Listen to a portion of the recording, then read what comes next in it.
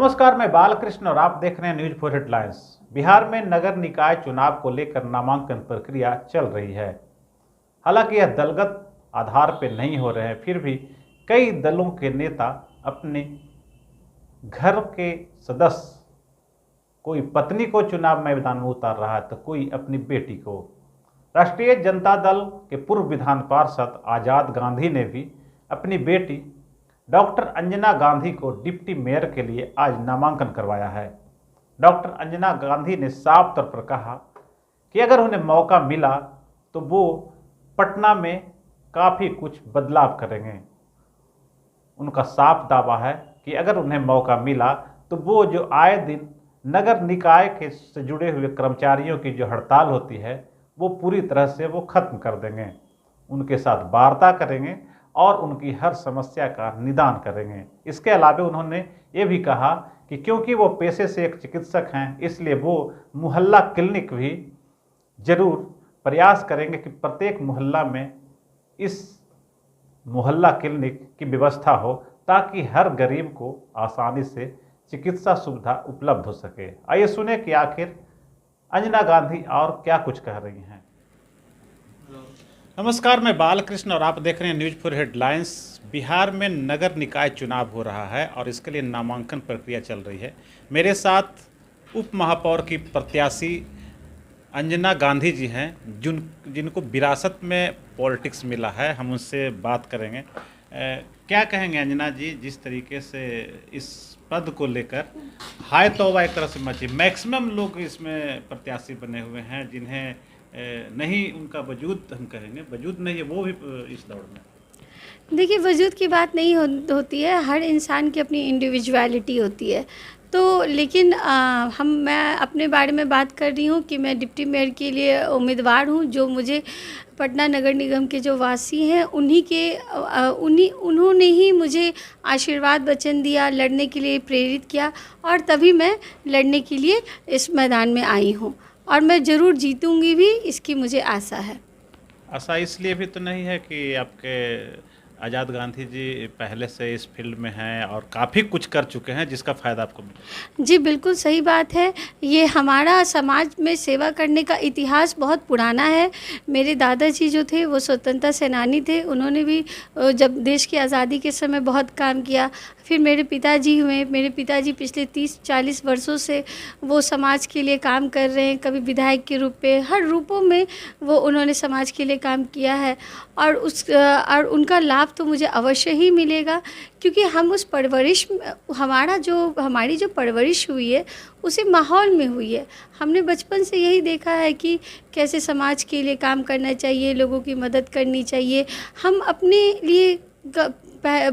अपने लिए बाद में सोचते हैं और दूसरों के लिए पहले सोचते हैं। तो इसका मुझे जो शिक्षा मुझे बचपन में मिली है तो उसका तो मैं ज़रूर ही इस्तेमाल करूँगी। अच्छा, अगर आपको मौका मिला, चुनाव जीत गई, तो क्या कुछ सपना आप संजो कर रखी हैं कि उसे आप इम्प्लीमेंट करेंगे कि पटना के लोगों को कुछ नया मिले? देखिए, पटना नगर निगम की बहुत सारी समस्याएं हैं। सबसे प्रथम समस्या है, मैंने सारी समस्याओं का विश्लेषण किया है, पढ़ा है, उसके बारे में डिफरेंट स्टेट्स में क्या लागू किया गया है योजनाओं को, उनके बारे में मैंने स्टडी कर ली है। तो सबसे पहले जो आप जल जमाव की समस्या देख रहे हैं कि पानी बारिश आते नहीं है कि पूरा बाढ़ की स्थिति हो जाती है, नाव चलने लगता है, वो भी पॉश एरिया में आप कह सकते हैं। तो उसके लिए जो वाटर ड्रेनेज सिस्टम है, अंडरग्राउंड वाटर ड्रेनेज सिस्टम को ठीक करना, जो गली मोहल्ले में जो छोटी छोटी नाला है उसका मरम्मत करवाना, उसकी साफ़ सफाई करवाना, इन सब चीज़ों पे ध्यान देना। जो जाम की समस्या है, जो वो भी बहुत प्रमुख समस्या है कि हमें अस्पताल जाने में लेट हो जाता है, स्कूल जाने में लेट हो जाता है। कोई औरत प्रसव पीड़ा में वैन में बैठी हुई है और वो बेचारी सही समय पे अस्पताल नहीं पहुंच पाती है। ये सब बहुत सारी समस्या है। तो इस जाम की समस्या को कैसे ठीक किया जाए, तो ये तो हमारी सबसे प्रमुख मतलब इसमें हमें काम करना होगा। तो जैसे कि व्हीकल शेयरिंग सिस्टम एक पॉलिसी है जिसका प्रस्ताव हम लोग कमेटी में लाएंगे, उसको ठीक करने की हम कोशिश करेंगे। और तीसरा, चूँकि मैं चिकित्सक हूँ तो मैं चाहूँगी कि जो मोहल्ला क्लिनिक का निर्माण हर वार्ड में हो, ताकि जो भी औरतें, महिलाएं, बुजुर्ग जिनको अस्पताल जाने के लिए लंबी लंबी यात्रा करनी पड़ती है, 5 किलोमीटर 10 किलोमीटर जा रहे, तो वो कट शॉर्ट हो जाए और वहीं पे उनका उपचार हो। आप देखिएगा कि कितनी ज़्यादा स्वास्थ्य की समस्याएं हैं, तो उसको दुरुस्त कराना मेरी प्राथमिकता रहेगी। पटना के लोगों को अक्सर काफ़ी वर्षों से दिखाया जा रहा है, स्मार्ट बनाने का ख्वाब दिखाया जा रहा है। आपको लगता है कि वो पूरा होगा, या फिर आपको मौका मिलेगा तो उसे पूरा करने में आप अपनी भूमिका भी निभाएंगे? अभी जो पटना का स्मार्ट सिटी बनाने का जो प्रस्ताव रखा गया, इसमें बहुत हद तक काम हुआ है और इसमें बहुत सारा जो आगे काम को बढ़ाना है, उसके लिए हम लोग काम करेंगे। जैसे कि स्मार्ट वेंडर्स हो, शॉप्स होने चाहिए। जो भी बाज़ार और हाट लग रहा है तो वहाँ पे वहाँ जो है स्मार्ट तरीके से मार्केट्स को रखना, ताकि रोज़गार उत्पन्न हो सके। क्योंकि आप जितना ज़्यादा रोज़गार उत्पन्न होगा, उतनी ही ज़्यादा जो विसंगतियाँ हैं समाज की, वो ख़त्म होने लगती है। फिर और एक सार्वजनिक शौचालयों का निर्माण करना, महिलाओं के लिए पिंक टॉयलेट का निर्माण करना। महिलाएं जो बाहर निकलती हैं काम करने के लिए या पढ़ाई करने के लिए, तो छेड़छाड़ जैसी समस्याओं से वो बहुत पीड़ित होती हैं, वो डर जाती हैं। कभी कभी लड़कियां इसमें बड़ा कदम भी उठा लेती हैं और कभी कभी वो मानसिक रूप से पीड़ित भी हो जाती हैं। तो उनके लिए हम लोगों ने विचार की मतलब प्रस्ताव करूँगी कि सीसीटीवी कैमरा जो है हर क्षेत्र और हर एरिया में निकालें। देखिए, बड़ी बड़ी बातें नहीं करनी चाहिए। जब आप मुझे चिकन चिल्ली बनाना आता है, मुझे मंचूरियन बनाना आता है, ये नहीं, पहले दाल भात चोखा बनाना आना सबसे ज़्यादा इम्पॉर्टेंट है। तो इसीलिए जो छोटी चीज़ें हैं, जो जिससे हम रोज़ रूबरू परेशान हो रहे हैं, पहले हम उनको देखेंगे। अब बड़ी बड़ी योजनाओं के बारे में हम बात करेंगे कि जैसे कि जो घूमने के लिए आते हैं, हमारा जैसे बहुत बड़ा पर्यटन स्थल बोलिए, धार्मिक स्थल है पटना सिटी का गुरुद्वारा, तो वो सब जो श्रद्धालु आते हैं उनके लिए एक अच्छी व्यवस्था करना, ताकि उनको आने जाने रहने में कोई भी ऐसी दिक्कतों का सामना ना करना पड़े। पानी की व्यवस्था, पेयजल की व्यवस्था करना राहगीरों के लिए, पशुओं के लिए, इसका काम करना। फिर आप और भी जैसे समस्याएं हैं, जैसे कि लड़कियों का जो बहुत सारे स्कूल्स हैं, तो वो व्यवस्थित नहीं है, वो उसमें वो अच्छे से काम नहीं चल रहा है, वो बंद पड़े हैं, तो उनको सुचारू रूप से करवाना। और आप एक चीज़ और देखते होंगे, जैसे जगह जगह होल्डिंग्स होते हैं जहाँ पे हम लोग म्यूनसिपल कॉरपोरेशन एडवर्टीज़मेंट के लिए उसको देती है, तो उसको एक सिस्टमेटाइज तरीके से उसको देना कि अगर हाँ उसको आप एडवर्टीज़मेंट के लिए दीजिए, और जो रेवेन्यू कलेक्शन होता है तो वार्ड स्तर पर ही हो, ताकि जो वार्ड में ही जो वार्ड काउंसलर्स हैं उसको वहीं से वो निपटा सके। और दूसरी बात है कि जैसे कि अगर लोगों को वाटर कनेक्शन लेना है, मान लीजिए फॉर एग्जांपल वाटर कनेक्शन का काम है, बर्थ सर्टिफिकेट, डेथ सर्टिफिकेट बनवाना है, उसके लिए वो बेचारे पटना नगर निगम का चक्कर पे चक्कर लगाते रहते हैं। उन्हें वहाँ आने की आवश्यकता नहीं है। अगर हम पावर डेलीगेट करेंगे, क्योंकि वो भी तो जनप्रतिनिधि हैं, वो भी तो देख रहे हैं कि उनके वार्ड का इंसान है, तो वो क्या करेंगे, वाटर कनेक्शन का कोई भी काम हो, छोटा मोटा काम हो, वो वार्ड स्तर पर ही हो जाए। ताकि इन सब चीज़ों के बारे में मतलब हम प्रस्ताव लाना होगा कि कुछ पावर्स जो है वो वार्ड काउंसिल उनको, उन लोगों को भी मिलना चाहिए। हाँ मैडम, एक चीज़ हम बोलना चाहेंगे, अक्सर सुनने को मिलता है पटना नगर निगम को पटना नरक निगम कहा जाता है। तो क्या ये जो एक तरह से दाग धब्बा कहिए, और अक्सर एक शिकायतें होती है कि हमेशा हड़ताल हड़ताल हड़ताल, कर्मचारी हड़ताल पे हैं, तो इससे क्या निजात मिलेगा, आप लोग को जिम्मेदारी मिलेगी?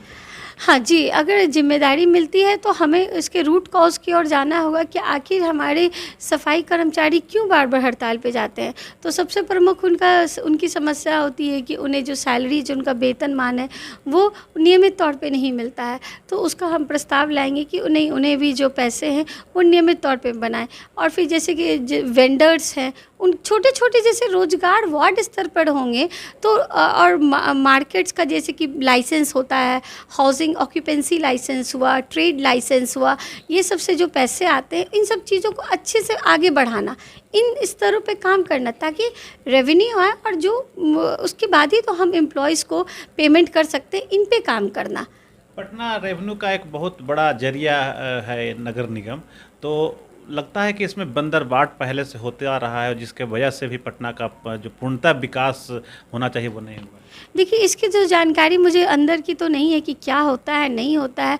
हम लोग तो जो है कि कैसे पैसा आना चाहिए, जैसे कि मान लीजिए कि आपका मैरिन ड्राइव है, मैरिन ड्राइव के आसपास जो घाट है तो घाटों में घाट का निर्माण करवाना ताकि नाविकों को भी रोज़गार मिल जाए और वहाँ पे 7 8 10 दुकान खुल जाए तो उनको भी नौकरी मिल जाए।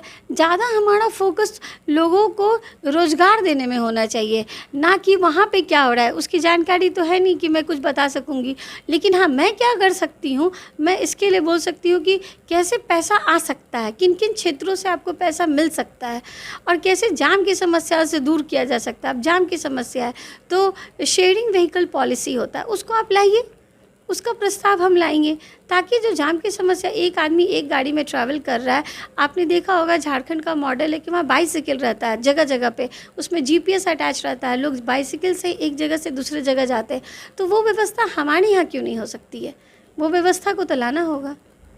अगर आप चुनाव जीत गई तो फर्स्ट काम, वैसे वैसे तो बहुत सारे काम करें, लेकिन पहला काम क्या होगा जो आप करना चाहिए?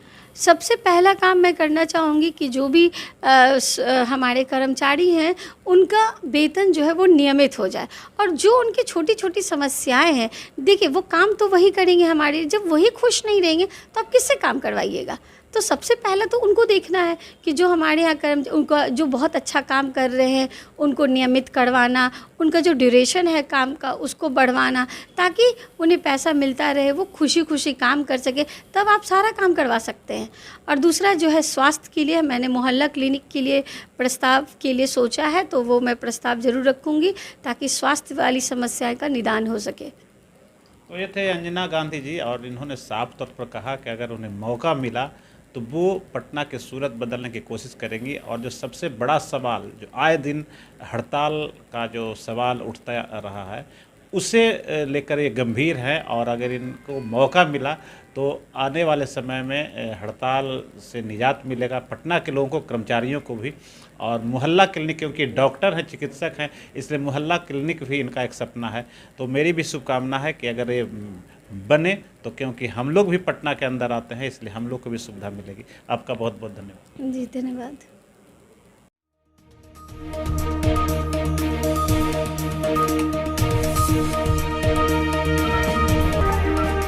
अगर आपको ये खबर अच्छी लगी तो चैनल को सब्सक्राइब करना नहीं भूलें और बेल आइकन जरूर दबाएं।